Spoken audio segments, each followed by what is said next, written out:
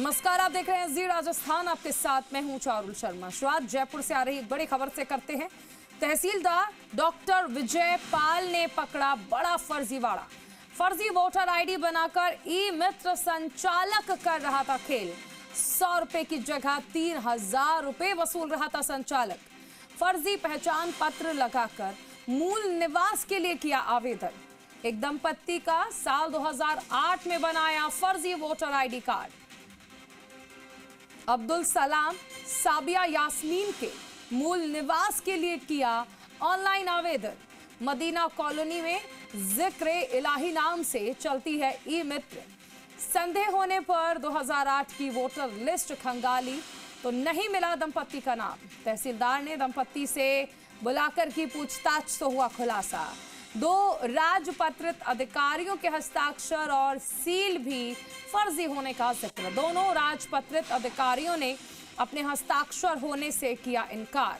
ई मित्र संचालक अमजद पिछले 5 दिन से गायब है। बड़ा सवाल, न जाने अब तक ई मित्र संचालक फर्जीवाड़ा कर चुका होगा, कितने आवेदन।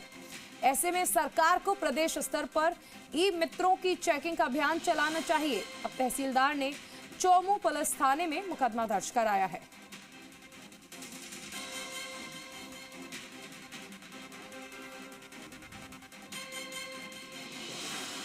प्रदीप सोनी हमारे साथ जुड़ गए हैं ज्यादा जानकारी के साथ। प्रदीप, जिस तरह से इस व्यक्ति ने ई मित्र ने फर्जी तरीके से नाम जोड़े हैं, अब तक न जाने कितने लोगों के नाम इसने जोड़े होंगे।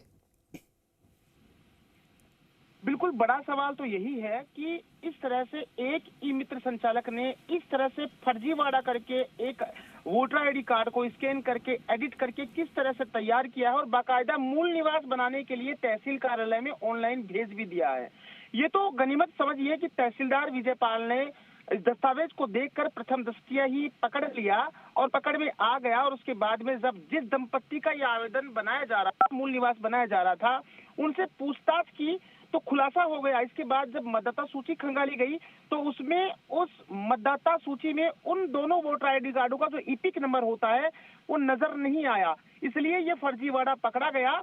ऐसे में अब प्रदेश स्तर पर तमाम ई मित्रों पर सरकार को चाहिए कि इस तरह से चेकिंग करवाई जाए, क्योंकि बड़ी बात और बड़ी हैरानी की बात तो ये भी है कि मूल निवास बनाने के लिए जो आवेदन किया जाता है उस पर 2 राजपत्रित अधिकारियों के हस्ताक्षर होते हैं। देखिए कितनी चालाकी से फर्जी स्टैंप और फर्जी हस्ताक्षर कर लिए गए। दोनों राजपत्रित अधिकारियों से जब दूरभाष पे तहसीलदार ने पूछा तो उन्होंने इनकार कर दिया कि हस्ताक्षर और सील हमारी नहीं है। तो अपने आप में एक बड़ा सवाल है। और देखिए लॉजिक समझिएगा इसका कि मूल निवास बनने के बाद में जो एसआईआर का काम चल रहा है, एसआईआर में जिसका नाम नहीं है उनको कुछ दस्तावेज है जो दिखाने पड़ते हैं।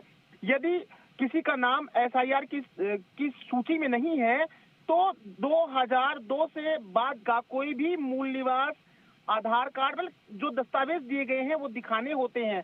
अगर ये मूल निवास बन जाता तो एसआईआर की सूची में ये नाम भी लिखे जाते, क्योंकि जो तहसीलदार ने बताया कि दोनों आदमी मूल रूप से केरल के रहने वाले हैं जो पिछले कई दिनों से चोमू में रह रहे हैं। इनका जो वोटर आईडी कार्ड है वो जयपुर की किशनपोल विधानसभा क्षेत्र का पुराना कोई बना हुआ था। इस तरह की बात सामने आई है, लेकिन बड़ा सवाल ये है कि किस तरह से ये फर्जीवाड़ा ई मित्र संचालक कर रहा था। अब ये ई मित्र संचालक जो है 5 दिन से फरार बताया जा रहा है, क्योंकि जब तहसीलदार खुद जांच पड़ताल करने के लिए ई मित्र की दुकान पर पहुंचे तो वहां ई मित्र संचालक नहीं मिला और मोबाइल पर फोन पर बातचीत करने की कोशिश की तो मोबाइल बंद मिला। ई मित्र संचालक जो अमजद है वह 5 दिन से गायब बताया जा रहा है। साथ ही जो दंपत्ति है उनसे 100 रुपए की जगह 3000 रुपए एक मूल निवास के वसूले गए हैं। तो सोचिए एक बड़ा सवाल है, न जाने कितने नाम इसने अब तक जोड़े होंगे। बहुत शुक्रिया प्रदीप इस तमाम जानकारी के लिए।